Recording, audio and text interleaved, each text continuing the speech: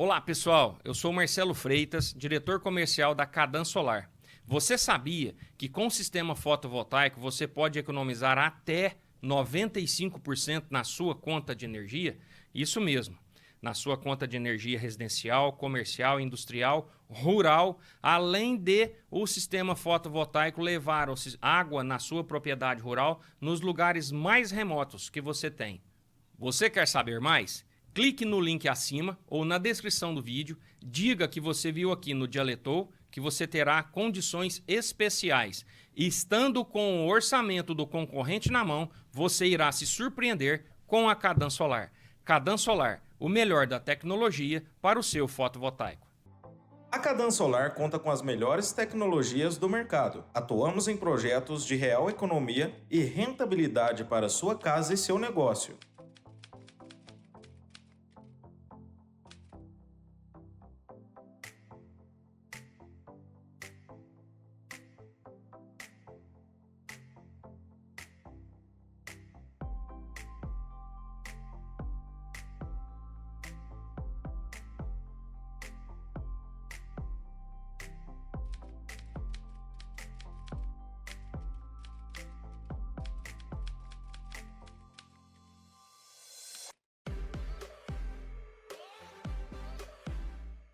Franca e região tem fotovoltaico de qualidade.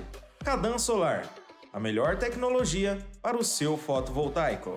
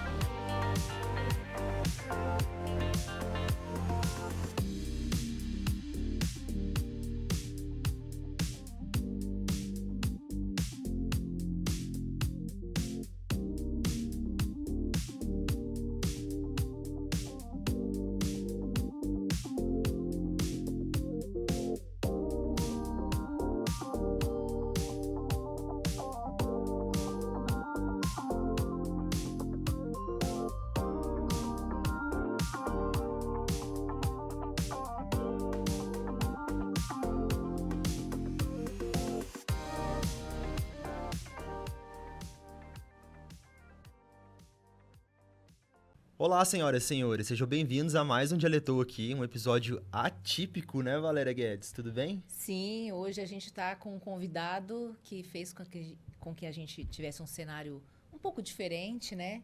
E vamos apresentar um amigo que está em Franca agora. Ele é de Franca, mora em Franca, mas teve aí umas semanas aí atrás, aí as últimas semanas foram bem tumultuadas, né? Fazendo lançamento da sua obra, né? Vamos deixar um pouquinho na expectativa, né, Lineker? É isso aí.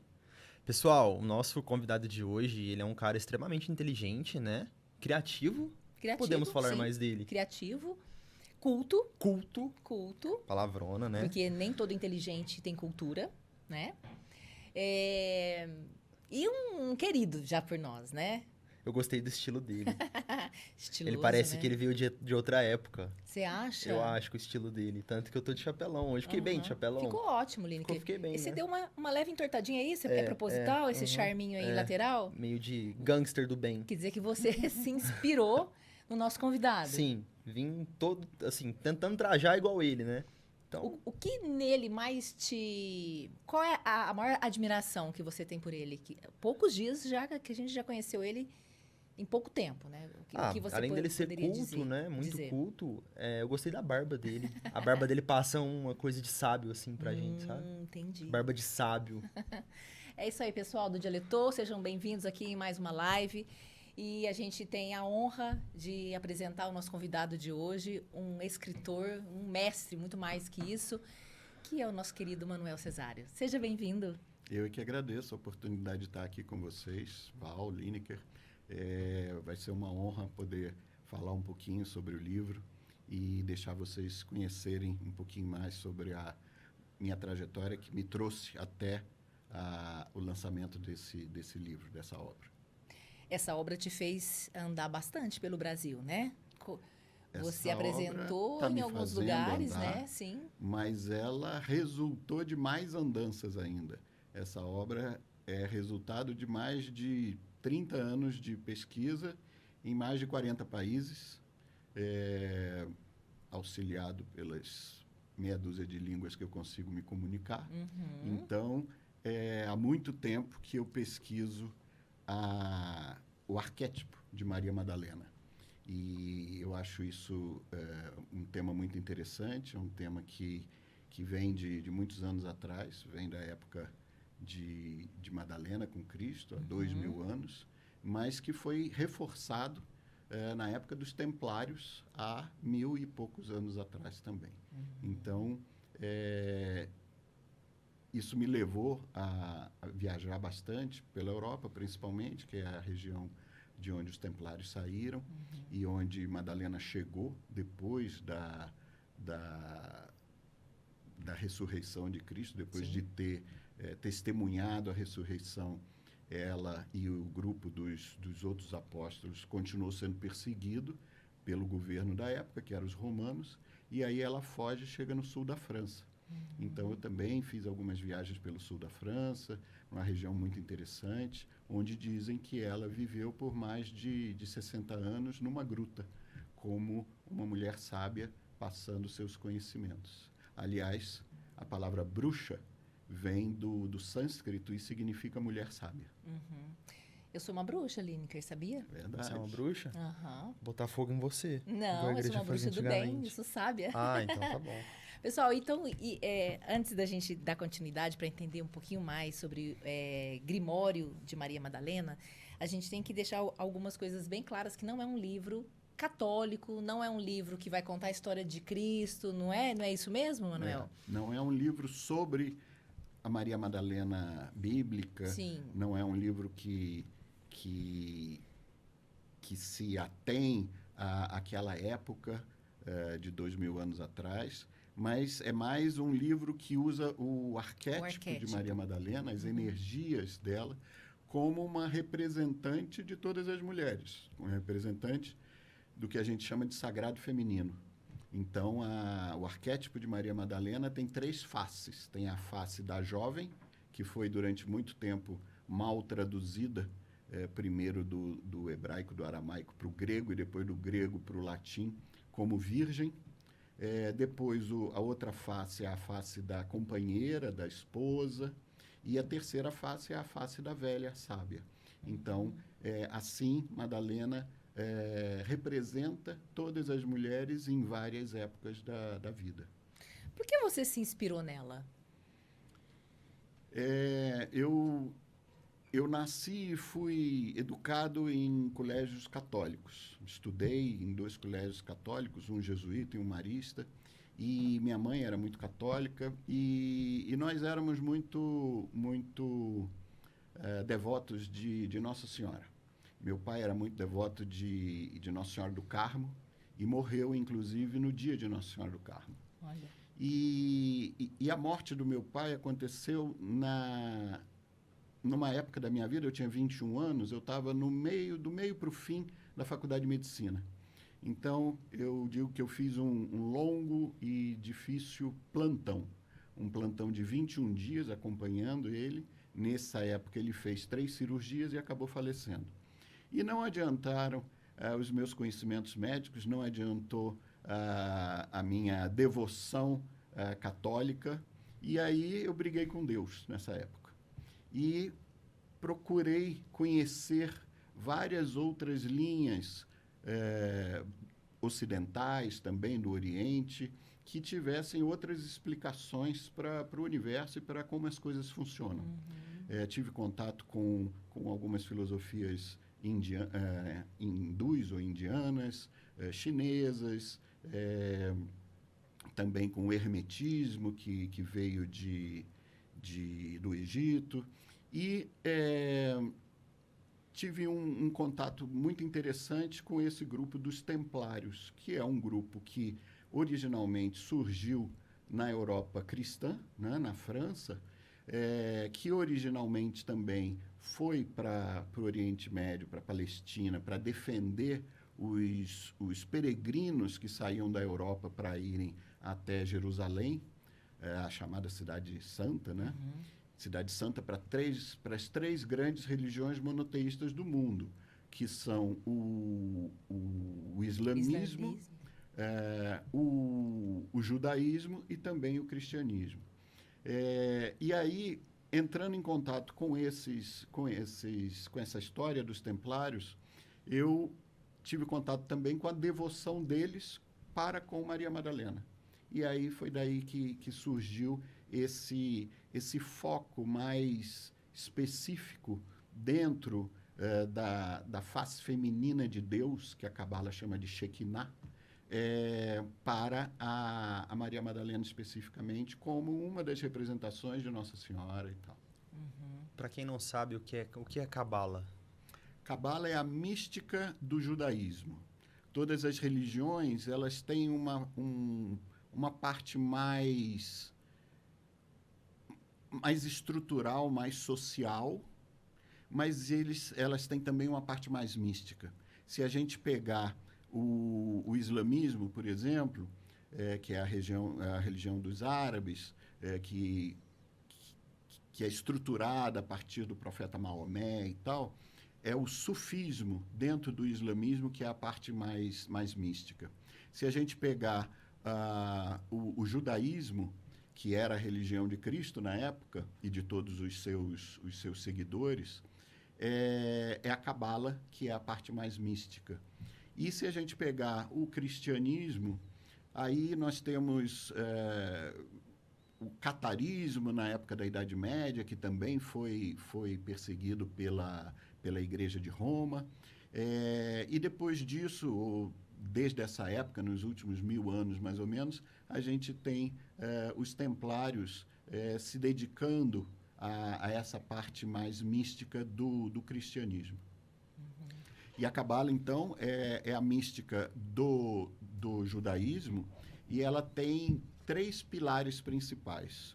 Um é a árvore da vida, que dá corpo ao nosso livro.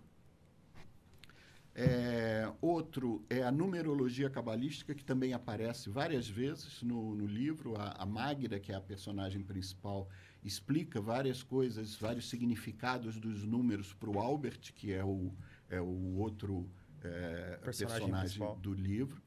E a vibração dos sons.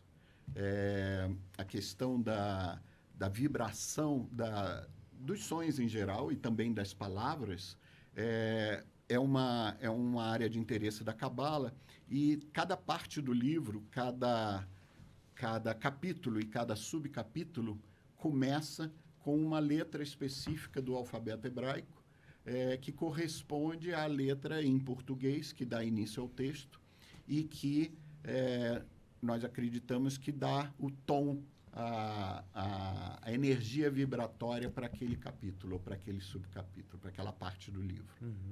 Mas assim, Manuel, para quem ficar com interesse de ler o livro, ele é um livro complexo de entender?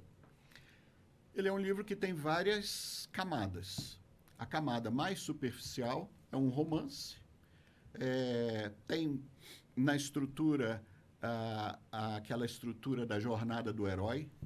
Então, é um homem que parte de um lugar onde ele vive normalmente, que nesse caso é Portugal, o Albert está em Portugal, e ele percorre uma jornada passando por várias dificuldades, por várias provas ao longo dessa jornada, até alcançar o objetivo inicial dele. E aí ele acaba voltando para a sua origem. Essa é a estrutura da jornada do herói. No nosso romance, é um romance que eu costumo dizer que ele bebeu da fonte do realismo fantástico latino-americano, dos grandes romancistas Vargas Llosa, Gabriel Garcia Marques, também Saramago, que ele foi inspirado em pessoas reais, cujos nomes aparecem aqui trocados em respeito a essas pessoas, instituições fora da realidade, como, por exemplo, a Igreja Católica de Roma, como, por exemplo, a indústria farmacêutica, que aqui é chamada de Big Pharma. É um termo que se usa para essa indústria, que é a maior indústria legal do planeta. Ela só é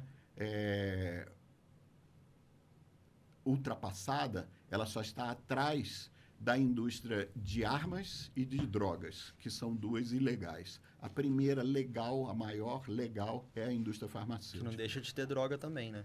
É droga.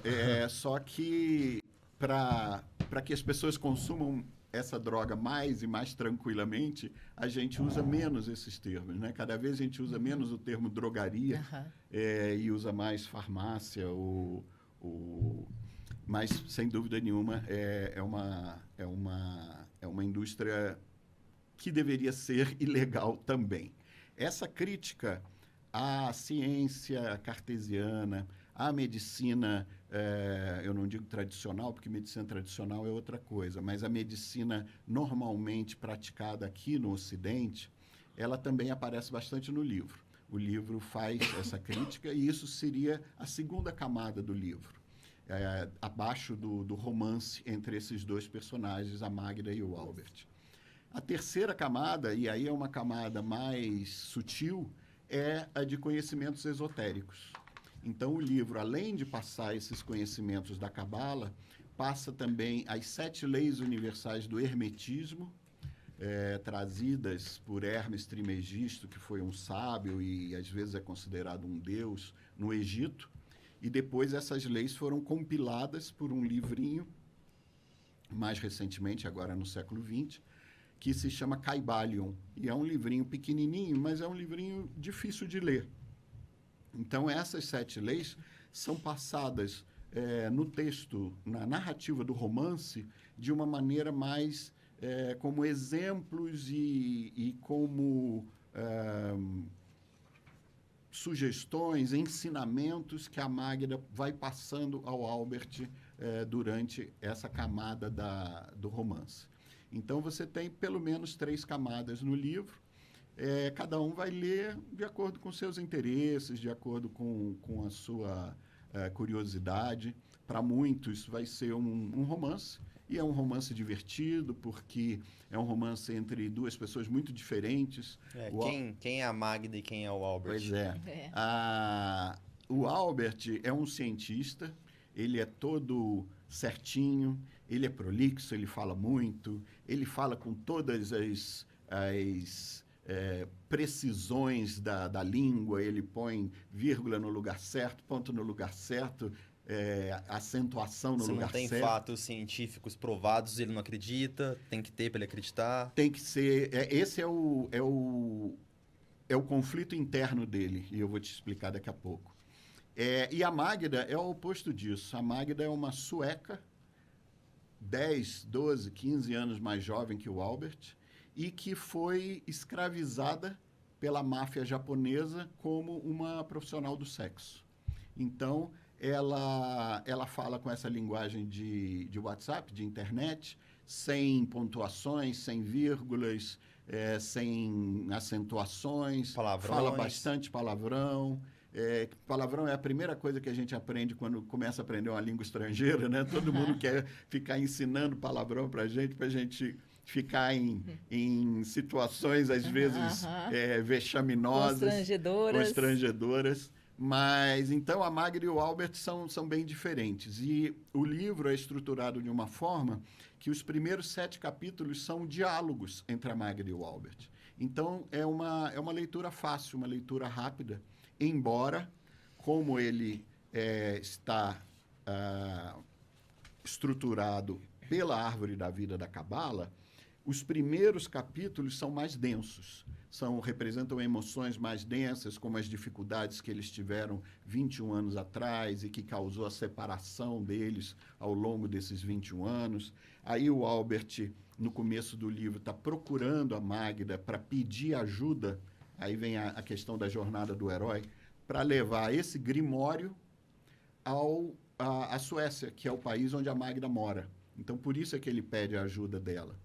E aí, nesses 2 primeiros capítulos, eles fazem uma lavação de roupa suja do passado, por que você me abandonou, e me abandonou num momento que não devia, você foi um covarde. Aí ele diz, eu não pude fazer de outro jeito. E aí, depois disso, ela vai do lugar onde ela mora, que é um barco-casa, na Suécia. Estocolmo é um arquipélago de dezenas de ilhas e tem muitos canais e tal. E nesses canais ela mora num barco. Ela é bem alternativa, fora da caixinha e tal. E aí, a partir desse barco, ela vai pelo WhatsApp ajudando o Albert a fazer essa peregrinação até chegar aonde ela está. A Magda, ela é um tipo de mulher, assim, que ela só vive. Ela trabalha e vai fazendo as coisas. Ela não é muito segura de nada. Não, ela não é tradicional no sentido de fazer muitos planejamentos. Ela teve experiências riquíssimas de vida, morando em vários países, trabalhando com várias coisas. E nesses 21 últimos anos, ela se dedicou ao autoconhecimento. Então, mesmo viajando pouco, mais baseada lá na Suécia, para onde ela voltou, ela teve muitas viagens internas de autoconhecimento. E ela traz essa sabedoria ao longo do livro. Embora o cientista seja o Albert, a bruxa é a Magda. Então, é ela que traz todos esses conhecimentos esotéricos para ele. É ela que vai apresentando essas 7 leis herméticas, é ela que vai apresentando a numerologia cabalística, é ela que vai orientando que ele procure lugares especiais de força telúrica, de energia que vem da Terra na Europa. Então, ele vai fazendo esse caminho de Portugal até a Suécia, passando por catedrais góticas, passando por lugares, eu vou agora dar um spoiler, onde ele tem visões de Nossa Senhora, e Nossa Senhora apresenta a ele partes, em 3 partes diferentes, em 3 visões diferentes, da receita mágica que ele vai apresentar lá na Suécia. Grimório significa um livro de receitas mágicas. Então, essa receita mágica que ele vai apresentar é uma receita contra a epidemia, o problema de violência de gênero, de feminicídios, de estupros, de rapto de meninas e mulheres com finalidades da indústria do sexo. E isso tudo é passado aqui. Então, ele está levando uma receita mágica contra esses problemas. O drama interno dele é que ele chega a essa receita mágica por estados alterados de consciência, por inspiração, e não por testes, pelo método científico. Então, o tempo todo ele fala, mas será que as pessoas vão aceitar isso? Porque não veio do método científico. Tá provado. Não é comprovado cientificamente. E aí, eles têm uma discussão sobre o que é ciência. A ciência, na verdade, é a arte de se fazer perguntas, de procurar respostas e procurar conhecimento, e não de ficar repetindo o que os outros estavam dizendo no passado. E o Albert, antes de começar a ter essas visões, ele era o cientista ateu, pelo jeito. Ou isso não fala no livro? Não, eu acho que ele teve também uma base cristã, porque ele é brasileiro e viveu em Portugal, que são 2 países muito cristãos, mas ele começa a botar isso em xeque, tanto a educação religiosa quanto a ciência cartesiana, quando ele começa a ter essas visões e essas inspirações. Interessante. Tem um trechinho aqui logo no comecinho, no prefácio, que diz assim: o Grimório de Maria Madalena nasceu no Brasil como um thriller esotérico de conspiração e mistério que busca responder à primeira das 3 primordiais questões que a humanidade se coloca: quem sou, de onde vim e para onde vou. Achei interessante isso. Ele começa a se questionar? Ele se questiona o tempo todo. Ela o ajuda a se rever, porque ele, como homem e como cristão inicialmente, ele tem uma cultura machista, ele tem comportamentos machistas, e ela vai mostrando a ele que aquilo não o ajudou ao longo da sua vida. Sim. Então, durante essa peregrinação, ele encontra algumas pessoas do passado que ele demora para reconhecer, e depois, reavaliando, ressignificando esses encontros e as conversas com ela, ele chega no fim do livro um homem diferente de quando ele começou a trajetória dele.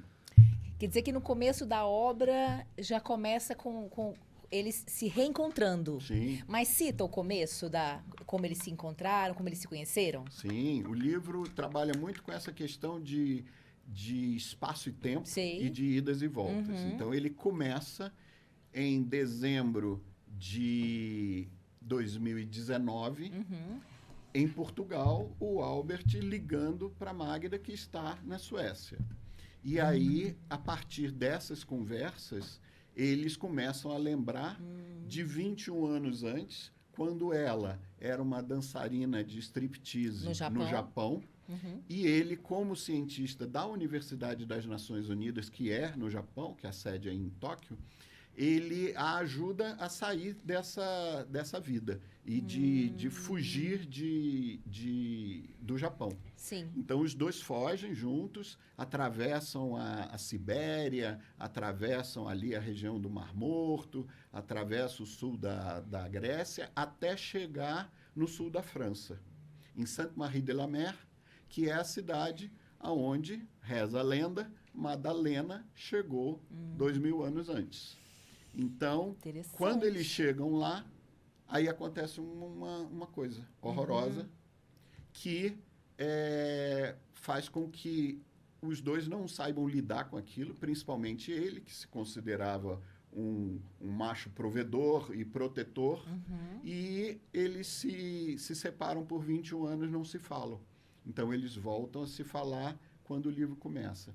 E aí, no início, eles discutem isso, ela pergunta como é que ele teve coragem, não, ela mesmo corrige, diz a covardia de deixá-la naquele momento e tal.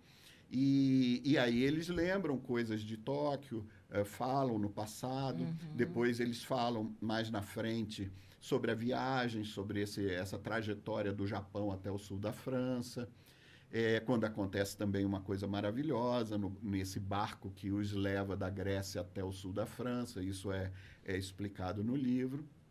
E depois a parte de geografia fica dentro da Europa, entre Portugal e a Suécia, passando por lugares maravilhosos, passando pelo caminho de Santiago de Compostela, passando pelo Monte Saint-Michel na França, passando por Paris, depois passando pela Catedral de Estrasburgo, pelo interior da Alemanha, um castelo maravilhoso, até que ele chega em Copenhague. Ela vai buscá-lo em Copenhague, e para que nessa última noite de carro, né, eles consigam fazer de Copenhague até Estocolmo.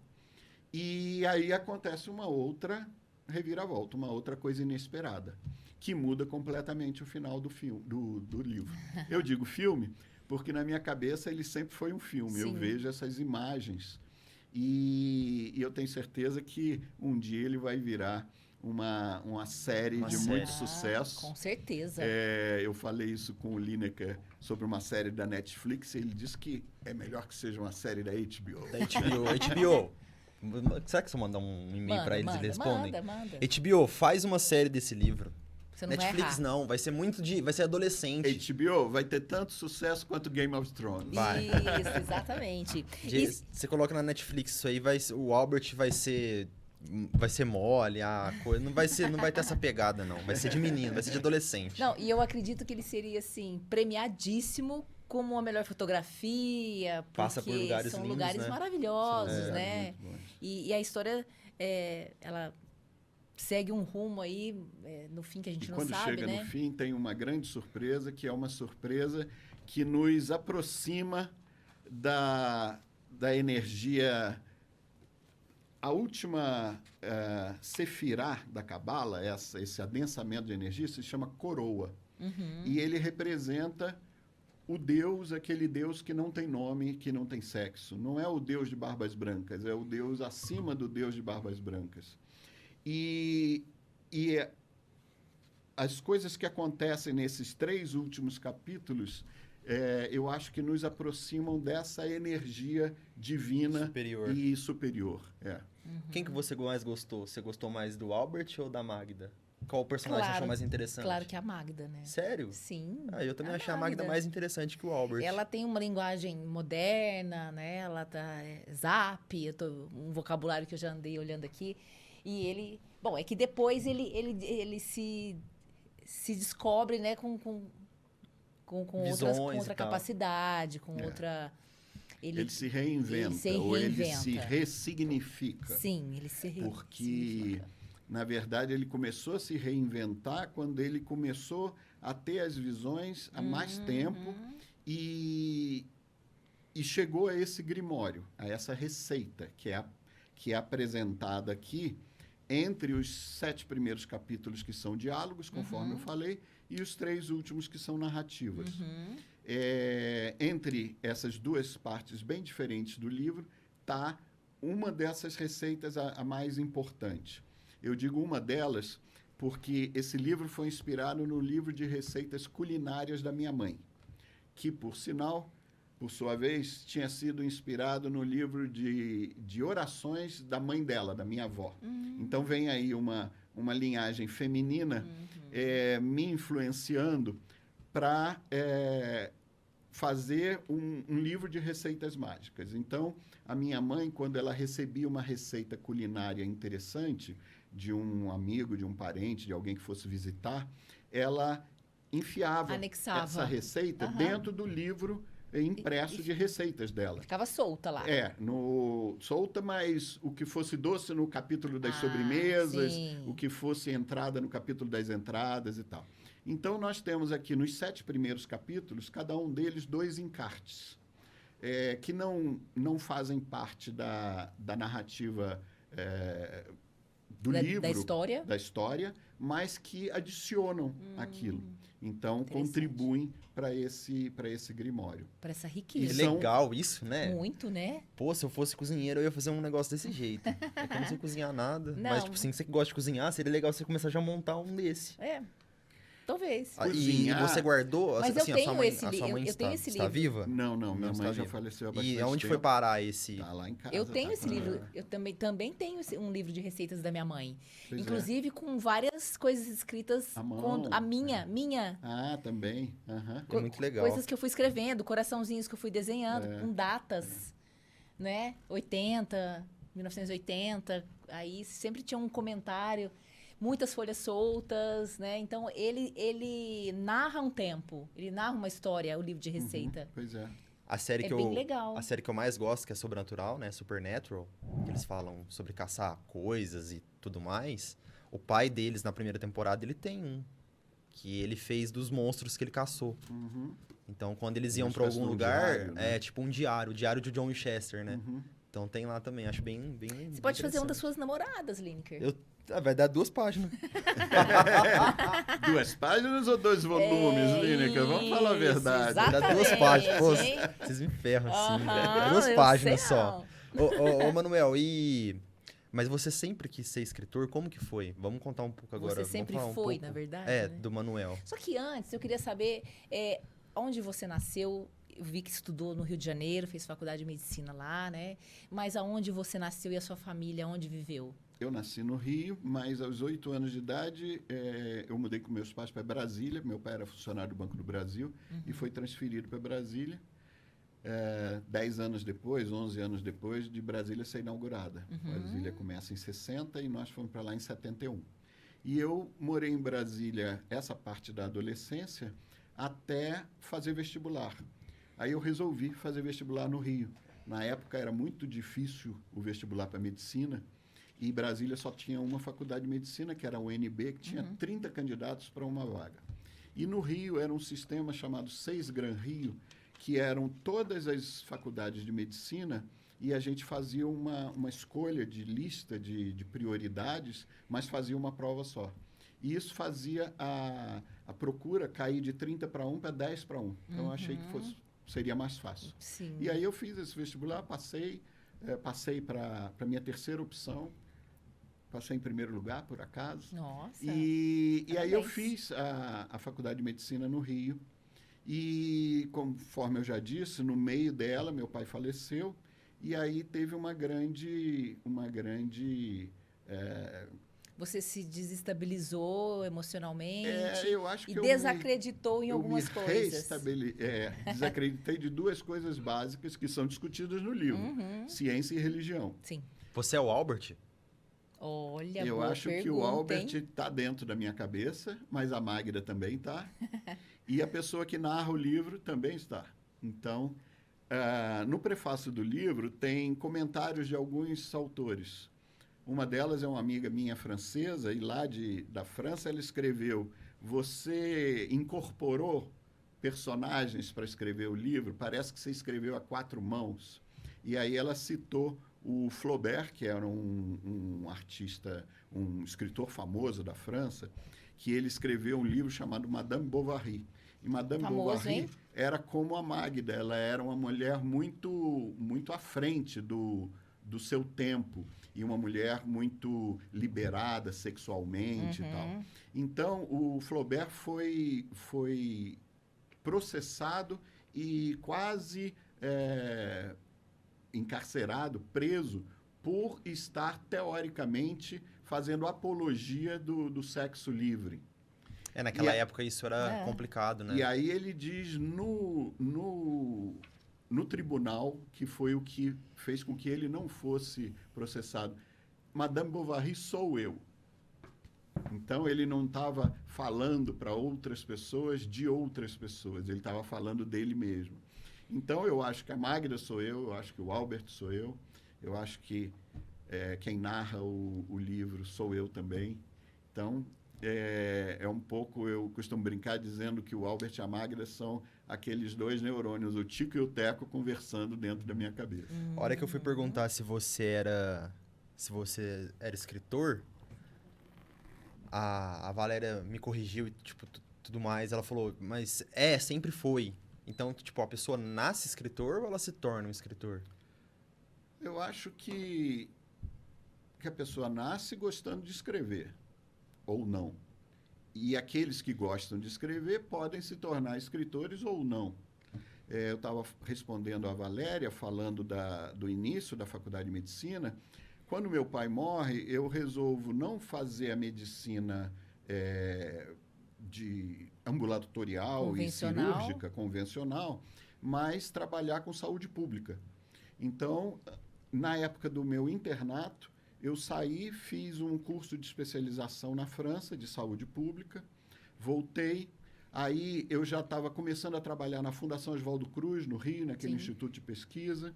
Aí eu comecei a ser pesquisador e professor, trabalhei com várias comunidades indígenas da Amazônia, foi uma época muito, muito rica. Tive a oportunidade de representar a Fundação Oswaldo Cruz na Constituinte de 88. Então, o texto que fala sobre saúde indígena, eu contribuí para ele, junto com o Ayrton Krenak, que agora virou imortal da Academia Brasileira de Letras, né, por ser escritor também. naquela época a gente trabalhou junto com essa questão da saúde para comunidades indígenas. Depois eu voltei para Brasília, morei mais um tempo em Brasília, aí eu saí para fazer um doutorado na Escócia, onde eu tive um contato grande, o primeiro contato com um grupo templário, porque o livro fala quando os templários foram perseguidos na França em 1314, por aí, eles se separaram em 2 grandes ramos. Um foi para a Escócia e o outro foi para Portugal. E esconderam um tesouro. Esconderam o tesouro. O tesouro está aqui. O tesouro está aqui. Você acha que eu já não assisti a Lenda do Tesouro Perdido, né? Pois e essa história dos templários, ela aparece em vários filmes também. No Robert the Bruce, naquele filme do... Robert the Bruce era o rei, mas o herói... A Cruzada? Não. A Cruzada é com os templários lá na Terra Santa. Aquele do Mel Gibson, na Escócia. O Patriota? Não, Patriota é esse, mas não Coração é esse Valente? o título. Coração Valente. Coração Valente. Braveheart. Viu? Eu sou jovem, Mel mas Gibson. eu assisto filme antigo. Antigo. Nem Esse tanto. filme é novo.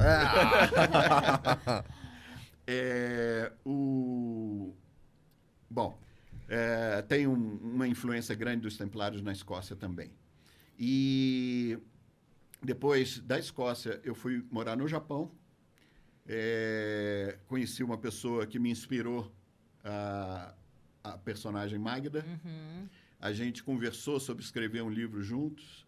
Aí, depois disso, a gente perdeu contato. Depois eu fui a uma conferência na Suécia, procurei por ela e nós sentamos para rabiscar a estrutura do livro, mas depois já se passaram mais de 10 anos e acabou que essa produção conjunta não aconteceu.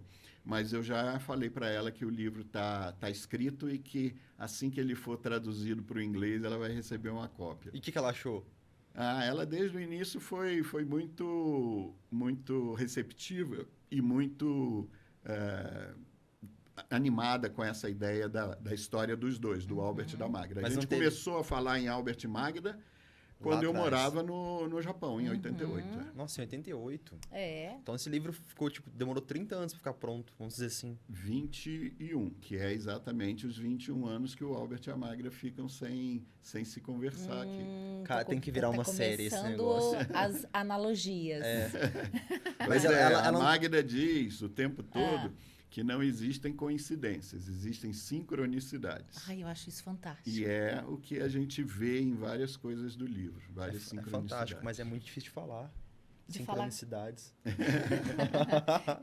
É mais difícil Coincidência ainda tá na nossa boca faz desde, né? mais difícil mais de popular. observar. A gente precisa educar o olho para observar. Uma das coisas que o olho educado vê é esse símbolo que chama a atenção de muita gente, que fez com que a capa do livro ficasse muito interessante, é o símbolo do sagrado feminino. De uma vulva. É a chamada Vesica Piscis, Uhum. e que, na verdade, simboliza uma vulva.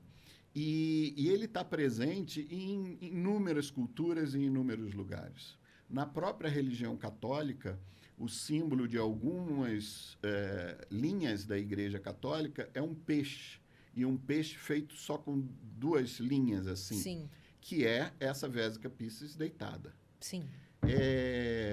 Eu fui, por exemplo, você estava falando das viagens e tal, eu resolvi passar meu aniversário de 50 anos na Etiópia, porque a Etiópia tem uma série de igrejas muito interessantes, escavadas na rocha, e que diziam que elas tinham sido feitas num espaço muito curto de tempo por pessoas que vieram de longe e que eram todas vestidas de branco. E aí eu fiquei com isso atrás. E isso foi há 1000 anos atrás, que era a época dos templários. Falei, Sim. será que esses vestidos de branco que vieram de longe eram templários? As armaduras na época, né? Eles tinham uma armadura e uma capa branca, né? Uma capa, a capa por cima da armadura. E aí lá nessas igrejas, que tem mais de 1000 anos, eu vi essa forma praticamente dentro de todas elas. Na Europa, nas catedrais góticas, a gente vê essa forma. E ela está em muitos locais. Que legal. Simboliza muita E coisa, você já viajou né? muitos países, Manuel? Já viajei uns 40 países, mas ainda faltam mais uns 120 para conhecer. Pra todos. Ô, Manuel, e filhos, esposa, namoradas, como foi sua relação familiar durante todo esse tempo, né? Durante o tempo que Hoje eu tem 61 anos, né? Tenho 61. Durante o tempo que eu fazia faculdade no Rio, eu praticamente durante a faculdade toda eu tive uma namorada que continua minha amiga até hoje. Esse ano nós comemoramos o centenário pós-mortem da minha mãe no Rio, e ela foi, conheceu meus filhos, conheceu minha atual esposa. E geralmente as minhas relações com mulheres perduram mais do que o tempo da relação em si, do relacionamento. Depois, quando eu fui para Brasília, depois de formado, eu fui porque eu conheci uma moça que morava em Brasília, nós nos casamos, vivemos juntos durante 10 anos e nós tivemos 2 filhos durante esses 10 anos. O meu filho mais novo nasceu na Escócia, na época em que eu fazia doutorado lá e que ela também estava lá junto com a minha filha. Depois a gente volta para Brasília, aí nos separamos. Depois disso eu fui para morar no Acre, e aí eu fui uma vez representar a Secretaria de Saúde do Acre num encontro no Ministério da Saúde em Brasília, e conheci uma moça que estava representando a Secretaria do Espírito Santo nesse mesmo encontro, que é a Raquel, e nos casamos muito rapidamente, em menos de 2 meses a gente estava vivendo juntos. Meu Deus, quanta intensidade desse Manuel. E estamos casados há 22 anos. Sim. E há 17 anos agora moramos em Franca, depois de termos morado uns anos no Acre, depois 1 ano e meio em Oxford, quando eu fiz um pós-doutorado lá. Aí meus filhos que estavam morando com a mãe em Brasília também foram morar conosco em Oxford, e foi muito bom. Por que Franca? Por que parou em Franca? Eu era professor do curso de medicina, na verdade, o primeiro professor contratado do curso de medicina da Federal do Acre, quando ela começou. E aí eu quis sair para fazer esse pós-doc, e o jeito de sair era tirar uma licença que o Collor tinha criado na época, que se chamava Licença Incentivada Sem Vencimentos. Era uma licença por 3 anos, sem ganhar nada, mas eu não podia interromper essa licença. E aí eu fui para Oxford, e o pós-doutorado lá, desde o início, estava planejado para ser de 1 ano e meio. Então, chegou no meio, parou, acabou, e se eu voltasse para o Acre, eu estaria voltando sem trabalho. Aí eu eu reencontrei uma moça numa conferência na China, que eu tinha conhecido 1 ano antes numa conferência no México. Quando eu a conheci no México, ela era doutoranda na USP de São Carlos. E quando eu encontrei com ela 1 ano depois na China, ela estava montando um grupo de ecologia humana aqui em Franca, na Unifran. Então ela me chamou para trabalhar aqui, e eu estava na China, liguei para minha mulher, na época era e-mail, escrevi, vamos para Franca? Eu acho que ela entendeu que era França. Ficou toda animada, e aí nós acabamos chegando em Franca. Você estamos aqui há 17 anos. E eu vou escrever Franca para as pessoas no telefone, e o corretor manda França. Acontece. Uma cedilha faz muita diferença. Toda a diferença. E já partindo para o final dessa história aqui, acontece alguma surpresa? Eles ficam juntos? Eles têm algum bebê? O que acontece? Assim, dá para contar alguma coisinha para inspirar as pessoas? Spoiler de leve. Se eles ficam juntos ou não, eu acho que eles estarem juntos ou não fisicamente é uma coisa de menos importância. Sim. Mas os dois sempre estiveram muito juntos. Mesmo distantes. Mesmo distantes, fisicamente. E quanto a ter um bebê ou não ter um bebê, a coisa que os separa há 21 anos antes, em Sainte-Marie-de-la-Mer, é exatamente o desaparecimento de um bebê. E é com isso que eles não conseguem lidar. E quando eu escrevi isso, eu me lembrei muito de uma menina que eu acho que se chama Madeleine, não por acaso, Não, por acaso. que é uma menininha alemã que sumiu no Algarve, no sul de Portugal. E isso já tem mais de 20 anos, talvez mais de 30 anos. E ao longo desses 30 anos, esses pais, coitados, passaram por vários momentos de busca e de possíveis pessoas que se apresentavam como essa filha e eram sempre decepções.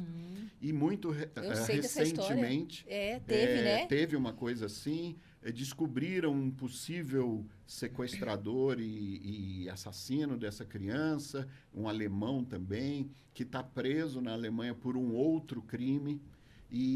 Mas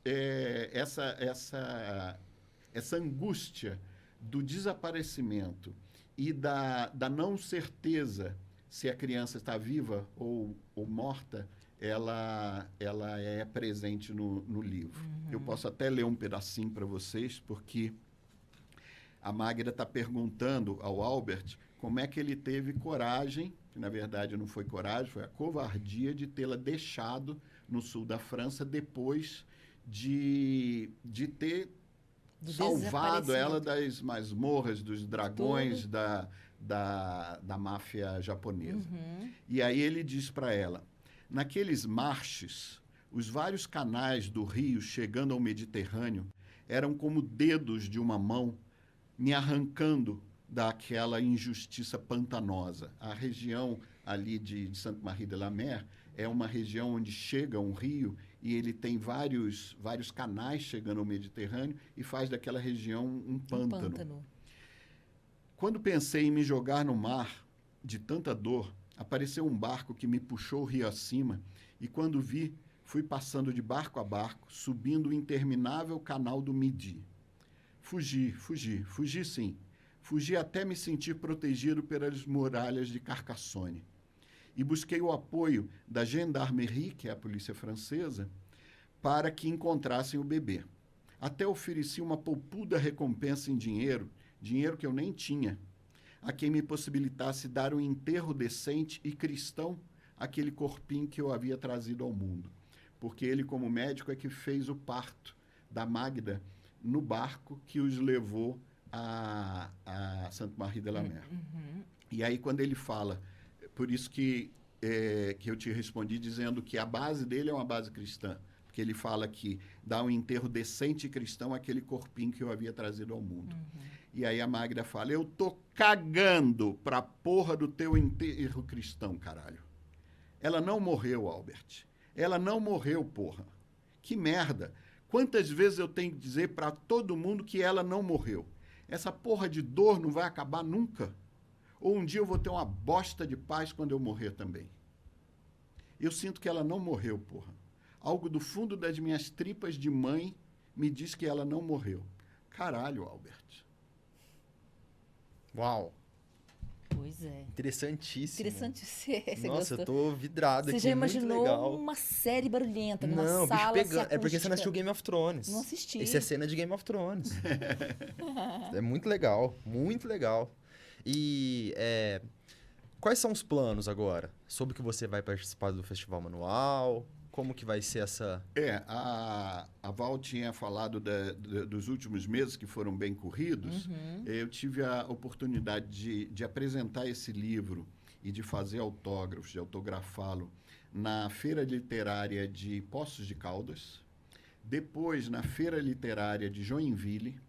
Em Joinville, eu fiz também uma vivência de harmonização do sagrado feminino e masculino baseada no livro. A gente usa leituras do livro para mobilizar essas emoções de empatia, de perdão e depois de autocuidado. De lá, eu fui fazer essa mesma vivência em Florianópolis e aí tive a oportunidade de autografar o livro numa livraria lá muito, muito legal em Santo Antônio de Lisboa. Depois voltei, aí teve autógrafo e uma nova um novo festival literário aqui em Araxá. E agora nós vamos ter, na semana que vem, aqui em Franca, o Festival Manual, que ele já acontece há alguns anos, acho que está na 15ª edição, não é? Sim. E na penúltima edição, na 14ª, que foi no Dia das Mães, quer dizer, que foi na véspera do Dia das Mães, no sábado 11, Dia das Mães foi domingo 12, eu tive a oportunidade de levar o livro para lá também. E foi muito bem recebido. As pessoas foram muito atraídas pela capa, algumas pela palavra Grimório, que não sabiam o significado, ficaram curiosas. Algumas pela palavra Maria Madalena, porque eram pessoas que tinham esse interesse. Algumas pelo símbolo do sagrado feminino, da Vésica Piscis, da vulva. A Indra, inclusive, quando eu mostrei o livro, ela olhou, eu mostrei sem falar nada, ela não conhecia da história. Ela falou, olha, você me desculpe comentar, mas isso parece uma vulva. Eu falei, que bom, é uma vulva. Ela é muito perceptiva, a Indra. Sim, tem uma sensibilidade ótima, é uma artista. É uma nata, artista, né? Sim. Ela falou vulva ou falou pepeca mesmo? Ela falou xoxota. E sim, hein? É bem a linguagem dela. XXT. E então agora nós vamos ter a oportunidade de levar de novo o livro para o Festival Manual na próxima edição, que é do dia 6 de julho. Que na verdade é no começo de julho, mas vai ser uma grande festa junina, que é a festa do ano. A festa do ano que eu mais gosto. Eu também. E que tem origens medievais, inclusive. Não sabia. Muito fortes. E aí eu espero que vocês possam estar lá conosco para conhecer melhor o livro, que vocês já começaram a ter esse gostinho. Super. E para participar dessa festa, que é uma celebração da vida, do solstício, né? A festa junina tem todas essas raízes celtas, essas raízes antigas que levam à Idade Média, basicamente. Que legal, não sabia.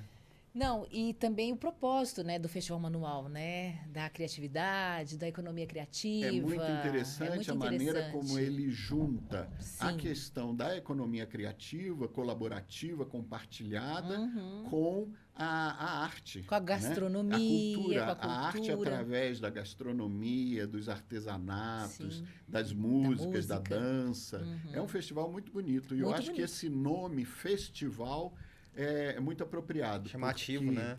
Porque é mesmo uma festividade. Uma festividade das artes. É uma comemoração, né? Um festival. E que dia será? Será dia 6 de junho, sábado, 6 de julho. E ele é numa casa que é um lugar muito bonito também, né? Uma casa que fica ali perto daquele esqueleto. No Jardim Lima, né? No Jardim conhecido Lima. como Jardim Secreto. O local é conhecido como Jardim Secreto, porque é uma casa toda murada e quando a gente passa esses portões, a gente fica muito sensibilizado. E eu ouvi dizer que você vai estar lá também, eu estarei lá também com a minha arte. É cria do Festival Manual. Eu estarei bem arteira lá também. Mas uma curiosidade daquele lugar lá que você, pelo jeito, não sabe, é que lá atrás existe mesmo um jardim secreto. Você sabia disso? A Arindra me mostrou, me levou lá. Eu não sabia. Nem todo mundo conhece. Eu não sabia. Sim. É a cereja do bolo. Ou, como dizem os cabalistas, é o Sanctus Santorum, a parte mais santa, mais especial de dentro das igrejas. Então, lá também tem isso. É um lugar todo especial, mas que dentro, num lugar secreto, tem algo mais especial ainda. Sim, e que poucas pessoas têm acesso, né? Não é assim, não. Mas então, eu estarei lá com... Eu resolvi abrir o meu closet e escolher algumas peças do meu guarda-roupa e estarei lá também participando dessa... Assim como o Albert, e a descrição do perfil do Albert está no primeiro capítulo do livro, eu também adoro roupa de brechó. Eu amo. Então, esse casaco aqui foi comprado usado E a maior parte das roupas que eu mais gosto são roupas de segunda mão. Eu gosto. E que eu acho que combinam muito com a ideia da economia criativa, da sustentabilidade, da reciclagem, reutilização. E pelo jeito não foi no Brasil, né? Esse foi de Edimburgo, é um casaco típico lá da Escócia, e eu comprei quando estava morando lá. Manuel falou assim, ó, na gravação, galera, vocês colocam um ar no 17 pra mim, que o casaco é muito quente. Não, eu já subi pro 21, mas já tô virando um picolé aqui. Então é porque o casaco é da Escócia e é muito quente, pelo jeito. Aliás, Grosso, de muito assim. bom gosto, lindíssimo. Eu também sou super fã dessa troca, né? De você passar o que tem muita história para outra pessoa que vai fazer outras histórias com aquela roupa. Vai dar continuidade àquela história, Sim, né? porque muitas vezes é uma roupa que você já não quer mais, já não faz mais parte da sua história, né? Que E você tá lá parada. tá lá parada. Tá perfeita. Então, o Closet da Val vai estar lá no Festival Manual junto com a obra, que é o Grimório de Maria Madalena, do nosso querido Manuel Cesário, que eu conheci por acaso, né? Sincronicidades, não coincidências. Isso. Fizemos a nossa sincronia e hoje a gente está aqui no nosso podcast, no Dialetou, né? Com muito carinho aqui recebendo esse nosso amigo. Então, convido vocês para dia 6 de julho, lá no Festival Manual da nossa querida Indra, nessa proposta dela que já está na 15ª edição do Festival Manual, muito interessante, uma menina muito comprometida. Chamo de menina porque tem idade para ser minha filha, né? Meio maluquinha também, e né? eu dou umas duras nela, braba, como diz ela, né? Então, eu puxo a orelha dela sim, mas a tenho como uma grande amiga e como uma filha. Então, Indrinha, estaremos lá no seu festival, tá? E eu vou deixar agora o Manuel fazer as considerações finais aqui desse nosso bate-papo e reforçar o convite para vocês aí de casa estarem nesse evento maravilhoso, dia 6 de julho. Eu brinco com ela, eu falo, Indra, você é meio maluquinha aí, mas... Né? O coração dela é de ouro, né? o coração dela é grandão. Sim. Manuel, o maluquinho é a pessoa que foge do senso comum. Né? E o senso comum é muito chato. É que ela foge do senso comum, entendeu? Ela dá um pulo a mais. Magda é chato pra caralho. Pra caralho, esse povo chato, careta. A Magda é boca suja, né? Você ter... A Magda desenvolveu essa boca suja como uma defesa. Uma defesa contra o mundo machista, né? Mas, voltando aqui à nossa Indra, eu acho que ela tem essa capacidade de juntar o empreendedorismo com a arte e com a cultura. Isso é muito raro, né? Geralmente as pessoas que são mais empreendedoras, mais com a cabeça para o business, não veem muito essa questão da cultura. E a cultura também tem dificuldade de se apropriar do empreendedorismo. E eu acho que a Indra faz essa ponte muito bem. Ela conectou bastante essas questões, sim. As minhas palavras finais são de agradecimento à Val, ao Lineker, ao Dialetando, pela oportunidade de estar aqui, levando para mais pessoas, levando para os francanos que foram, que me acolheram tão bem nesses últimos 17 anos, um pouco desse filho, porque, como o Lineker falou, foi uma gestação demorada, uma gestação de mais de 20 anos. Sim. E é um produto que a gente tem muito carinho, como se fosse um filho mesmo. Com certeza, né? 21 anos, ele já está na maioridade, já pode ser lançado ao mundo com muita autoridade, não é? E é essa a trajetória da história aí, interessante, né? do livro Manuel, Grimório de Maria Madalena. Manuel, se você pudesse dar um recado para a galera, qualquer recado, uma frase de inspiração, qualquer coisa, faz isso pra gente aqui na câmera, mandar um recado pro mundo, ou pra galera mais nova, ou qualquer coisa. Uma frase de inspiração. Eu tenho muita dificuldade de dar receitas. Eu acho que cada um acha sua própria receita.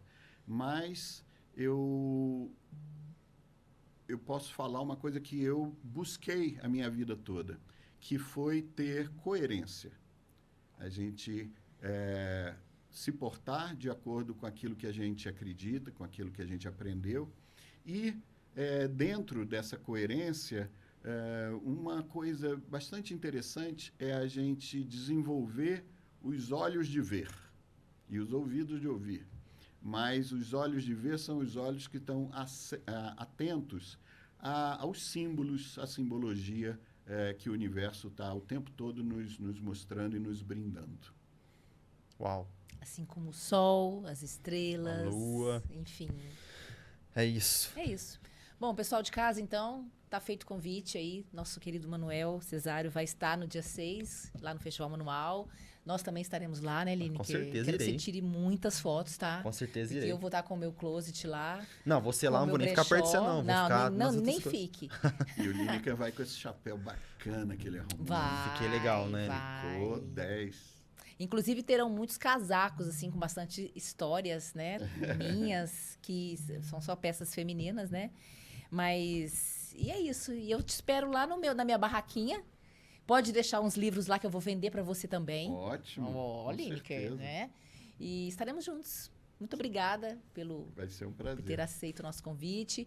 Agora a gente vai ficar aqui com um bolinho delicioso da Sinhá Bolos, que carinhosamente nos mandou para o nosso bate-papo aqui, né? Queijadinha. Como falamos muito aqui, não tivemos tempo de saboreá-los, mas como uma boa festa junina e um bom junho, vésperas de julho, a gente vai comer um bolo típico lá da Sinhá Bolos. É isso aí, pessoal. Esse episódio está sendo gravado na parte da tarde, mas será exibido na segunda-feira. Então, a gente agora é umas 16 horas da tarde, Por aí, né? Por sim, aí. Então, sim. a gente vai se deliciar com esse bolo maravilhoso de queijadinha da Sinhá Bolos junto com café. Exatamente, Né, Valéria? é isso aí. Pessoal, E agradecer a vocês. primeiro ao Manuel, muito obrigado, tá? Por ter disponibilizado seu tempo, vindo aqui contar essa história maravilhosa. Durou 25 anos para ser escrita. Obrigado de verdade, eu fiquei encantado.